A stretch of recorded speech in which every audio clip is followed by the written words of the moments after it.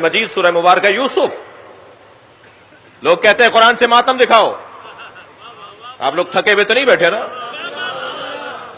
لوگ کہتے ہیں قرآن سے ماتم دکھاؤ. لوگ کہتے ہیں قرآن سے یا حسین دکھاؤ.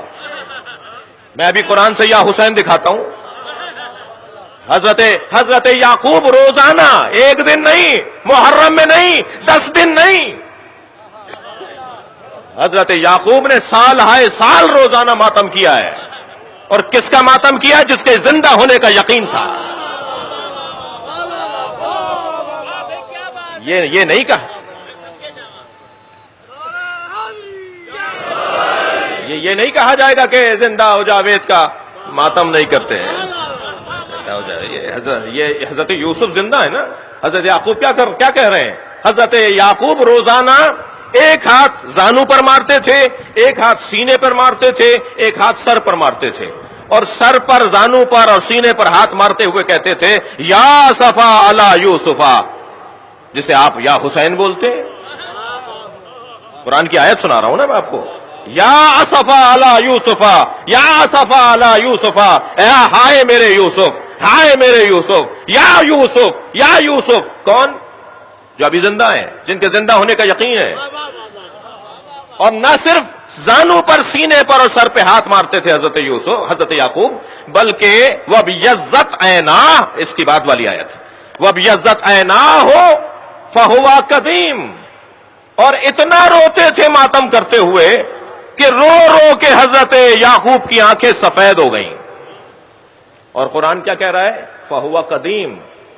اور یعقوب صرف کاظم نہیں تھے، قزیم تھے.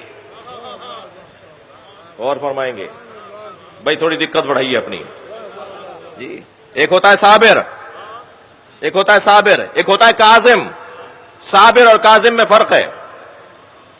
کاظم برداشت کرنے والے کو کہتے ہیں، اور کاظم میں بھی انتہائی برداشت جب آ جائے تو اسے قزیم کہتے ہیں. جیسے عالم اور علیم جی، جیسے شاہد اور شہید، جیسے ناصر اور نصیر جی، ایسے ہی کاظم اور قزیم. کاظم اسے کہتے ہیں کہ جو انتہائی برداشت رکھتا ہو. اب یہاں رو رہے ہیں، ماتم کر رہے ہیں، سینے پہ ہاتھ مار رہے ہیں حضرت یعقوب. قرآن کہہ رہا ہے کہ یہ سب سے زیادہ برداشت رکھتے تھے. یہ کیا مطلب ہے اس کا؟ ذرا آپ کی توجہ چاہوں گا. یہ کیا کہہ رہا ہے اللہ؟ کیا بتانا چاہ رہا ہے؟ کیا مطلب ہے اس آیہ کریمہ کا کہ حضرت یعقوب سینے پہ، زانو پہ، سر پہ ہاتھ مارتے ہوئے یا صفا علی یوسفا، یا صفا علی یوسفا کا نوحہ بلند کرتے تھے اور آنکھوں سے آنسو گراتے تھے، اور اتنے آنسو بہائے کہ آنکھیں سفید پڑ گئیں. اور قرآن کہہ رہا ہے فہو قدیم، اور یہ بہت زیادہ برداشت کرنے والے تھے. صرف ایک ہی بات تو سامنے آتی ہے، صفحہ تاریخ کو پلٹ کر دیکھیے. جنہوں نے یعقوب کے بیٹے حضرت یوسف کو کنویں میں ڈالا تھا وہ سامنے نظر آ رہے ہوتے تھے، تب بھی ماتم کرتے تھے اور برداشت کرتے تھے. بھائی غور کریں،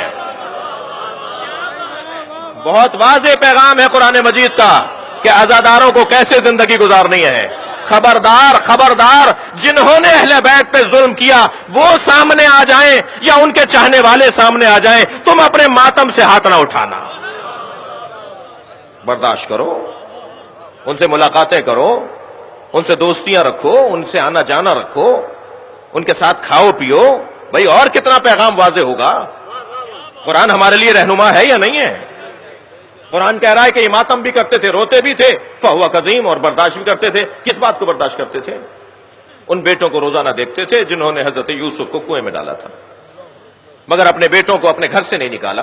ہماری بزرگ خواتین نے، ہماری بواؤں نے، ہماری بزرگ عورتوں نے ہمیں گھر سے اتحاد بین المسلمین کا پیغام دیا ہے. اٹھتے بیٹھتے کہا ہے کہ یہ بڑے بھائی ہیں جی. اذان آتی ہے 8 منٹ پہلے تو بڑی بوڑھیاں کہتی تھی بچیوں سے کہ ذرا سر پہ دوپٹہ رکھ لو، بڑے بھائیوں کی اذان ہو رہی ہے. تو ہم تو کوئی ہمیں دیکھ تھوڑی نہ ہوتا تھا، ہمارے بڑوں نے ہمیں سکھایا ہے کہ بڑا بھائی ہے. یہ اور بات ہے کہ بڑے بھائیوں نے ہی حضرت یوسف کو کنویں میں ڈالا تھا. صلوات پڑھ لیں ذرا محمد و آل محمد.